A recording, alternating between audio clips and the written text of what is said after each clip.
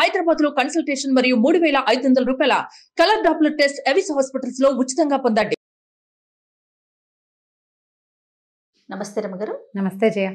రమగారు, మనం దేవి శరన్నవరాత్రులు చేస్తూ ఉన్నాం కదా అమ్మవారివి. 3వ రోజు అమ్మవారికి అలంకరణ ఏ విధంగా ఉంటుంది, అలానే ఆవిడ పూజా విధానం, ఏ విధమైన నైవేద్యాలు మనం సమర్పించుకోవాలి? 3వ రోజు శరన్నవరాత్రుల్లో 3వ రోజు అంటే మన నవదుర్గల్లో చంద్రఘంటాదేవి, శైలపుత్రి, బ్రహ్మచారిణి, 3వ ఆవిడ చంద్రఘంట. ఈవిడ ఘంటాకారంలో, అర్ధచంద్రాకారంలో ఉంటాడు కదా చంద్రుడు. అవునండి. ఆ చంద్రవంక ఘంటాకారంలో కనపడుతుందిట. గంటని ధరిస్తుంది అని చెప్తారు. ఈ అవతారాన్ని మనకి శ్రీశైలంలో అమ్మవారిగా వేస్తారు. భ్రమరాంబాదేవికి చంద్రఘంటాదేవి అలంకారం చేస్తారు. ఇక్కడ చంద్రవంక ఉంటుంది కదా, అక్కడ ఘంటాకారంలో ఉన్న చంద్రుడు ఉంటాడనమాట. ఈవిడ ఏంటంటే ఎప్పటిది ఈ స్వరూపం, శివపార్వతుల వివాహం.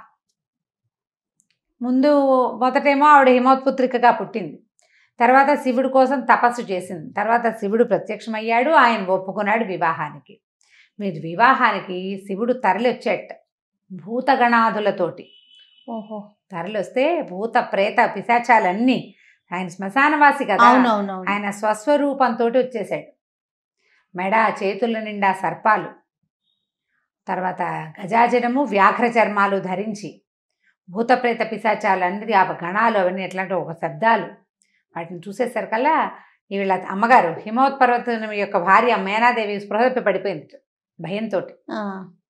ఇలాంటి వాడికి ఇస్తున్నాం పిల్లని అనిపించేస్తుంది కదా. పడిపోయేసరికల్లా అప్పుడు అమ్మవారు ఒక సాత్విక స్వరూపంతో శివుడి దగ్గర కనిపించిందట. ఈ చంద్రకంఠ స్వరూపంతో కనపడి సర్వాంగ సుందరమైన పెళ్లి కుమారుడిగా వచ్చి నన్ను వివాహం చేసుకో, నన్ను అట్లా చేపట్టమని అడిగింది. ఆ వెళ్ళిన స్వరూపం పరమాద్భుత సౌందర్యవంతమైన స్వరూపం అట. చంద్రఘంటాదేవి చాలా అత్యద్భుతమైన సౌందర్యవంతమైన రూపం. ఆమెని ధ్యానించిన వాళ్ళకి, పూజించిన వాళ్ళకి అసలు ఆయుధ భయం ఉండదు. ఆవిడ ఆ స్వరూపంతో యుద్ధం చేసినప్పుడు గంట మోగుతుందట. ఆవిడ వస్తోందని చెప్పడానికి ఘంటాధ్వని వినిపిస్తుంది అనమాట. రాక్షసుల గుండెల్లో రైళ్లు పరిగెడతాయన్నమాట ఆ శబ్దం వింటే. అలాంటి అత్యద్భుతమైన స్వరూపం అన్నమాట. ఆ పరమాద్భుత స్వరూపాన్ని చూసి ఆమెకి అనురూపంగా ఉండాలని భావించి పరమేశ్వరుడు పెళ్లి కుమారుడుగా తయారై వచ్చాడు. ఎంత పరమాద్భుత సౌందర్యమో, సదాశివుడిలాగా తయారై వచ్చాడు.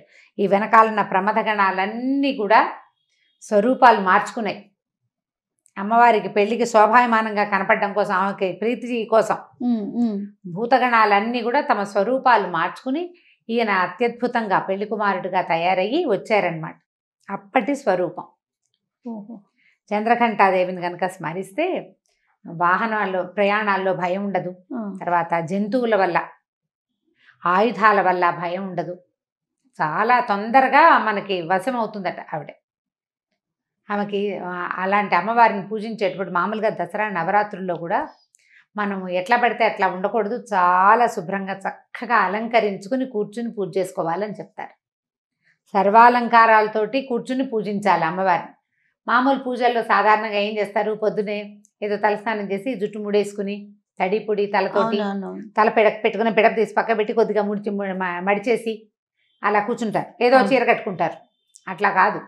అమ్మవారి పూజలు చేసి 9 రోజులు చక్కగా అలంకారం చేసుకుని, తలకాయ శుభ్రంగా దువ్వుకుని, తలలో పువ్వులు పెట్టుకుని, మెడలో సువాసన చిహ్నాలైన నగలన్నీ ధరించి చక్కగా అలంకరించుకుని పూజిస్తే ఎక్కువ ప్రసన్నంగా ఉంటుంది. అమ్మవారికి సర్వసౌందర్యంగా కనపడితే చాలా ఇష్టం. సాధకులైన వాళ్ళు సౌందర్యవంతంగా అలంకరించుకోవాలి. పూజ చేసుకునే వాళ్ళు కూడా చక్కగా శుభ్రమైన బట్టలు కట్టుకోవటమే కాదు, చక్కగా బొట్టు కట్టుగా తీరుగా ధరించి పేరంటానికి వెళ్ళినట్టుగా తయారవ్వాలి. అట్లా కూర్చుని పూజ చేసుకోవాలన్నమాట. చంద్రఘంటాదేవికి అటువంటి అలంకారాలు ఇష్టమట. అయితే ఇప్పుడు మనకి విజయవాడలో ఏంటంటే ఈరోజు గాయత్రి మాత స్వరూపంలో అమ్మవారిని అలంకరిస్తారు. గాయత్రి మాత అంటే 5 ముఖాలు ఉంటాయి. గాయత్రి మంత్రాధిష్టాన దేవత. అమ్మవారి యొక్క స్వరూపము అని చెప్పడానికి వీల్లేదు. సూర్యమండలాంతర్వర్తిగా ఉండేటువంటి శక్తి ఆవిడ. 5 ముఖాలు ఉంటాయి. ముక్తా విద్రుమ హేమనీల ధవళ ఛాయలు అని చెప్తారు. ముత్యపు రంగు, పగడపు రంగు, బంగారపు రంగు, నీలము, ధవళము, తెలుపు, ఈ 5 రంగుల్లో 5 ముఖాలు ఉంటాయి. పంచముఖంగా ఉంటుంది. ఈ గాయత్రి యొక్క మంత్రం 24 అక్షరాలు ఉంటాయి. ప్రతి అక్షరానికి ఒక్కొక్క దేవత ఉంటారట. 24 మంది దేవతల యొక్క శక్తి ఈ మన గాయత్రి యొక్క మంత్రం. సాధారణంగా చెప్తారు, నా గాయత్రి పరో మంత్ర నమ అతుః పరదైవతం అని. గాయత్రిని మించిన మంత్రమే లేదు, అమ్మని మించిన దైవం లేదు. గాయత్రి మహామంత్రం. అంటే ఎవరికైతే గాయత్రి ఉపదేశం ఉంటుందో వాళ్ళు గాయత్రి చేయకుండా ఏం చేసినా ఫలితం ఉండదు. ఒట్టి గాయత్రి చేసుకున్నా కూడా పరమాద్భుతమైన ఫలితాలు లభిస్తాయి. గాయత్రి మంత్రం సంధ్యోపాసన చేసేటప్పుడు చెప్తారు, యదహనాత్ కురుతే పాపం తదహనాత్ పరిముచ్యతే అంటారు. ఏ రోజు చేస్తే పాపం ఆ రోజే పోతుంది. గాయత్రి చేసేవాడికి పగలు చేసిన పాపం పగలు, రాత్రి చేసిన పాపం యద్రాత్ర్యాత్ కురుతే పాపం అని చెప్తారు. రాత్రిపూట చేయబడిన పాపం రాత్రే పోతుంది. గాయత్రి ఉపాసన చేసేవాడికి అంత అమోఘంగా ఉంటుంది. అయితే అందరికీ గాయత్రి మంత్రం ఉపాసన ఉండదు కదా. గాయత్రి మంత్రం ఎవరికి ఇస్తారు? సాధారణంగా ఉపనయనం అయిన తర్వాత బ్రహ్మచారికి ఉపదేశించబడేది మహామంత్రం గాయత్రి. మామూలుగా మనం గాయత్రి మంత్రం పిల్లలకి చెప్పించేస్తాము. కార్లు వెనక్కి వస్తుంటే వాటి దాంట్లో కూడా గాయత్రి మంత్రం పెట్టుకుంటాము. అలా అనడము వినడం వల్ల పెద్ద ప్రయోజనం ఉండదు. ఏదో మనం సంతోషం కొద్దీ చెప్పుకుంటాం. నిజానికి గాయత్రి ఉపాసన ఎలా కుదురుతుంది? గురుముఖత ఉపదేశం అయిన వాడికి పూర్తిగా ఫలిస్తుంది. మరి మనబోటి వాళ్ళు ఏం చేయాలి? ఉదయాన్నే లేచి సూర్యోదయ కాలంలో సూర్యుడిని చూసి నమస్కరించాలి. ఆ ఉదయకాల సూర్య నమస్కారము గాయత్రి మంత్రంతో సమానం. ఆ సూర్యమండలంలోనే ఉంటుంది అమ్మవారు. ప్రతివాడు గాయత్రిని ఉపాసించవచ్చు. ఈ రకంగా సూర్యమండలాంతర్వర్తిగా ఉంటుంది ఆవిడ. ఆ సూర్యుని యొక్క ప్రభ, ఆ శక్తే గాయత్రి. మాకు ఉపదేశం లేదు, ఉపదేశం ఉన్న వాళ్ళు అదృష్టవంతులు, మాకు లేదు ఇలాంటి భావాలకు లోను కాకూడదు. ఒక్కొక్కరికి ఒక్కొక్క అవకాశం ఇచ్చింది మనకి అమ్మవారు. ఉపదేశం చేసుకోగలిగిన వాడు ఉపదేశం చేసుకుంటాడు. దాన్ని కూడా నిలబెట్టుకోలేని వాళ్ళు ఎంతమందో ఉంటారు. అది కూడా సరిగ్గా చెయ్యరు. వాళ్ళ కర్మానుభవం వాళ్ళకి సహకరించదు అనుకో, దానికి మనం ఏం చెప్పలేకపోతాం. కానీ ఉపదేశం ఉన్నవాళ్ళు తప్పకుండా గాయత్రి చేసుకోవాలి. ఉపదేశం లేని వాళ్ళు ఇట్లా గనక సూర్యోపాసన, సూర్యుడిని ఉపాసన ఏం చెయ్యొద్దు. పొద్దున్నే నిద్రలే తొలి నమస్కారం సూర్యుడు ఉదయిస్తున్న సూర్యబింబానికి నమస్కరిస్తే అమోఘమైన ఫలితాలను ఇస్తుంది గాయత్రి మాత. ఈ గాయత్రి మంత్రాన్ని గురించి ఒక అద్భుతమైన కథ ఉంది మనకి దేవి భాగవతంలో, చెప్పుకుందాం. అది అమ్మవారికి ఈరోజు నివేదన కొబ్బరన్నము పాయసము పెడతారు. కొబ్బరితోటి అన్నం అంటే కొబ్బరి పాలు పోసి అన్నం ఉండి పైన తిరగమాత వేసుకుని కొంచెం కొబ్బరి వేసుకునేది ఒకటి. అట్లా కాకుండా మనం పులిహోరలాగా అన్నం వండేసుకుని తెల్లటి అన్నం, దాంట్లో మనం తిరగమాత పులిహోర పోపులాగా పోపు వేయించుకుని కొబ్బరి కూడా అందులో వేసి వేయించేసి అది ఎత్తి అన్నంలో కలుపుకోవటం.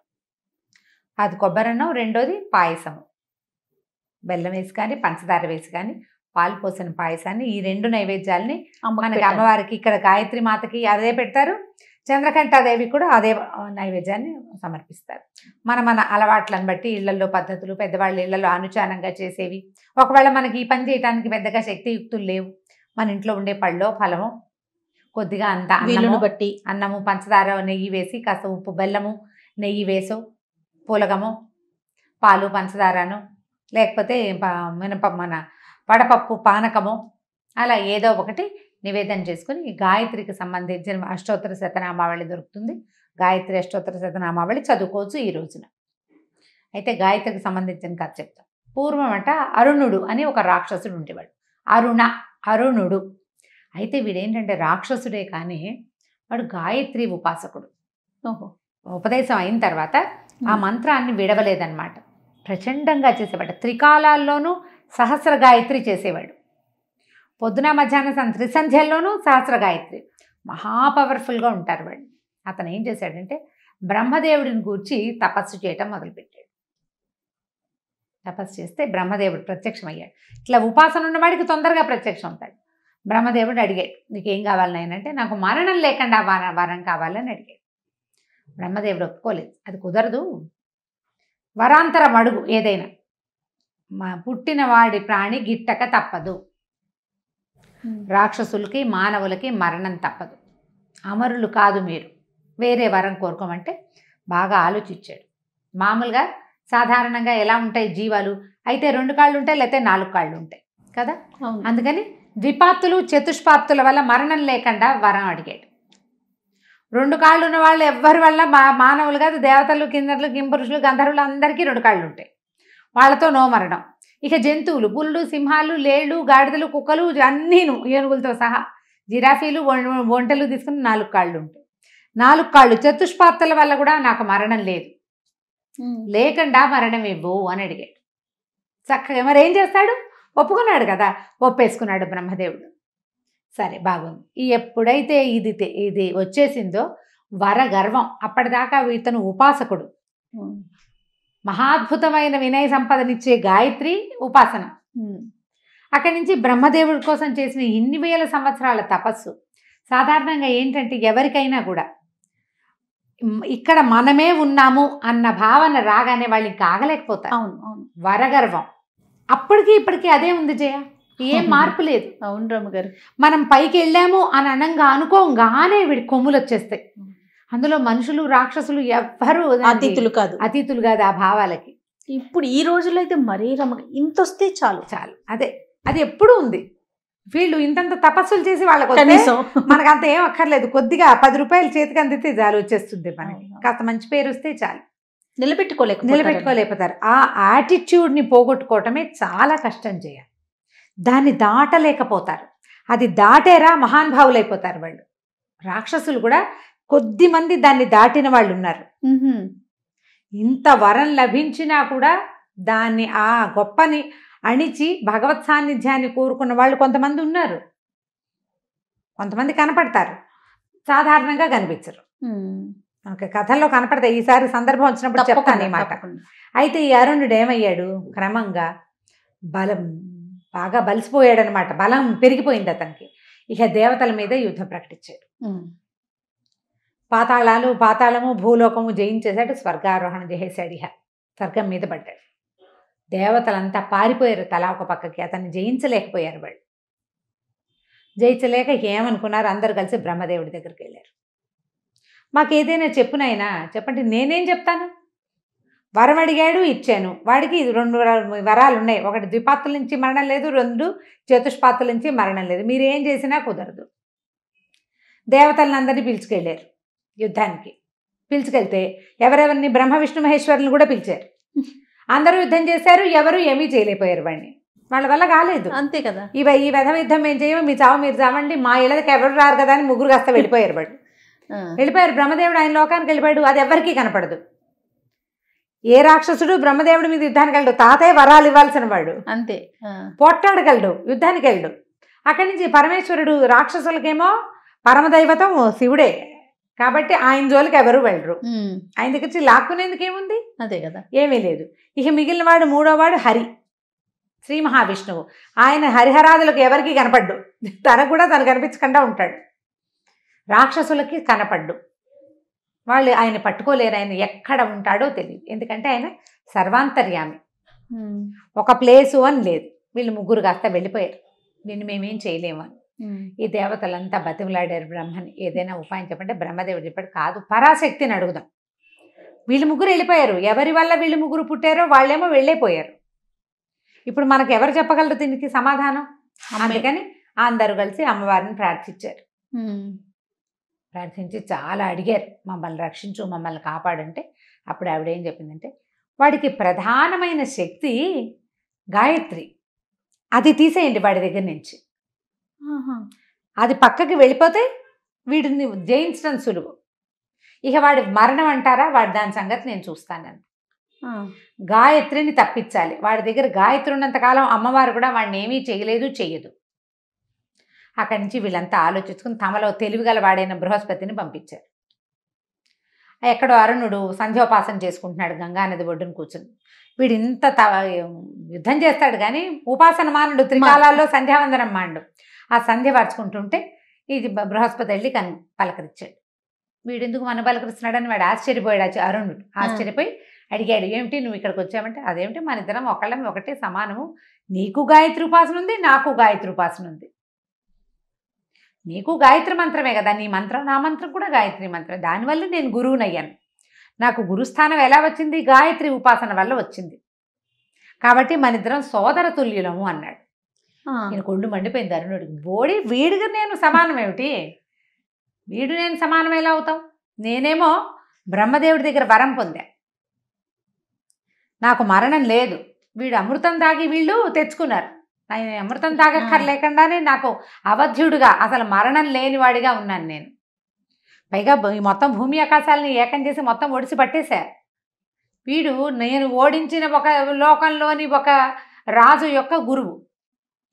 మేమిద్దరం సమానం ఎలా అవుతాం?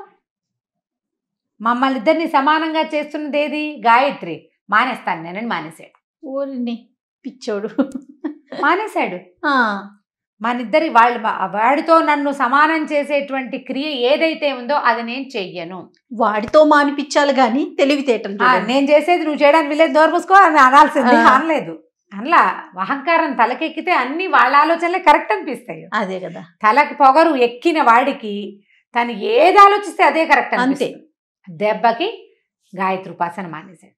ఉపాసన మానేసరికల్లా బలం తగ్గిపోయింది. బృహస్పతి బలి తెలివిగా చేశాడు. అక్కడి నుంచి ఏమైంది?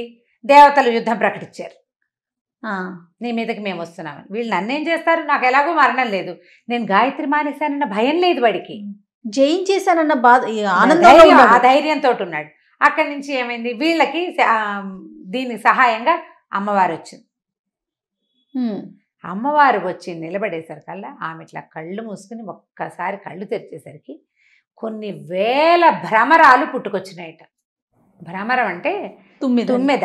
షట్పది అంటారు దాన్ని. షట్పది అంటే 6 కాళ్ళు ఉంటాయి దానికి. ద్విపాత్తు కాదు, చతుష్పాత్తు కాదు, షట్పాత్తు. ఇది 6 కాళ్ళు ఉంటాయి దానికి. ఇట్లా ఉంటాయి కాళ్ళు. అవునవునవునండి. ఈ 6 పాదాలు ఉన్నటువంటి కొన్ని లక్షల తుమ్మెదలు అమ్మవారి చెవుల నుంచి పుట్టినాయి. భ్రామరీ శక్తి. ఆ ఒక్కసారి ఆ తుమ్మెదలన్నీ కలిసి ఈ వీడి మీద పడిపోయినాయి. ఈ మొత్తం సైన్యంలో ఉన్న వాళ్ళందరినీ నెత్తురు పీల్చేసినాయి అవి. అతనికి సంధ్యోపాసన ఉండుంటే అతని దగ్గరికి వెళ్ళేవి కాదు. అది ఎందుకంటే సంధ్య ఉపాసన చేసేటప్పుడు అంటారు. ఓం అనుకుని చూడండి నోట్లో. అవునవును. అనుకోగానే మనకి లోపలంతా తిమ్మిరి ఈ చెవుల్లో వినపడుతుంటుంది, బ్రెయిన్లోకి వెళ్ళిపోయింది. ఓంకారము భ్రామరీ నాదం. భ్రమర నాదం ఎలా ఉంటుందంటే, ఓంకార నాదం మన లోపల భాగాల్లో ఏ వినపడుతుంది అని వినిపిస్తే ఆ శబ్దం భ్రమరనాదం.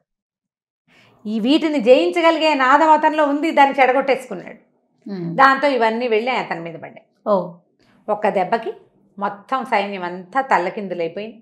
అతను ఈ చతుష్పాత్తుల కాదు, ఈ షట్పాత్తుల యొక్క దాడికి మరణించాడు. అతను కోరుకున్నాడు అంతే. ఆ కోరుకున్న మరణంతో అప్పటి నుంచి అమ్మవారికి భ్రామరిగా పేరు పడింది. ఆమె యొక్క రూపమే భ్రమరాంబ. మనకి లోపల నాదించేటువంటి శక్తి. మనం ఊపిరి తీసుకుంటాం, కళ్ళు మూసుకుని ఊపిరిని లయబద్ధంగా ఊపిరి తీస్తుంటే లోపల ఒక శబ్దం వస్తుంది సన్నటి. ఆ శబ్దమే భ్రమరనాదం.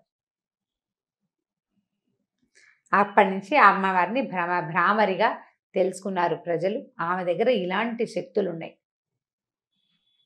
ఈ శక్తితోటి వాడిని సంహరించింది. దేవదానవులంతా దేవదుందుభులు మొగిన దేవతలంతా పుష్పవృష్టి కురిపించారు. అమ్మవారు మణిద్వీపానికి తిరిగి వెళ్ళిపోయింది. ఎంతటి వాడైనా సరే ఈ ఆద్యశక్తికి లోబడవలసిందే. ఎంత తలకిందులైనా నువ్వు ఏం చేసినా ఎక్కడో ఒక చోట నువ్వు ఆ శక్తికి దొరికిపోతావు. అది తప్పదు. ఇంత తపస్సు చేసినా చివరికి వాడాలి మూర్ఖత్వంతో. ఇది కూడా మనకి దేవి భాగవతంలోనే చెప్పబడింది. ఇది ఒక కథ. ఎంత అద్భుతంగా ఉందో రమ్మగారు.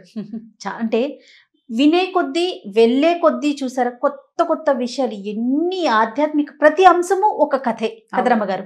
మనం మాట్లాడుకుంటూ గనక వెళ్తే ప్రతి ఘట్టంలో తెలుసుకోవాల్సిన విషయాలు ఒక కథ. అందులో మళ్ళీ మనం నేర్చుకోవాల్సిన విషయం. అవునండి, నేర్చుకోవాల్సిన విషయం చాలా ఉంటాయి. నమస్తే.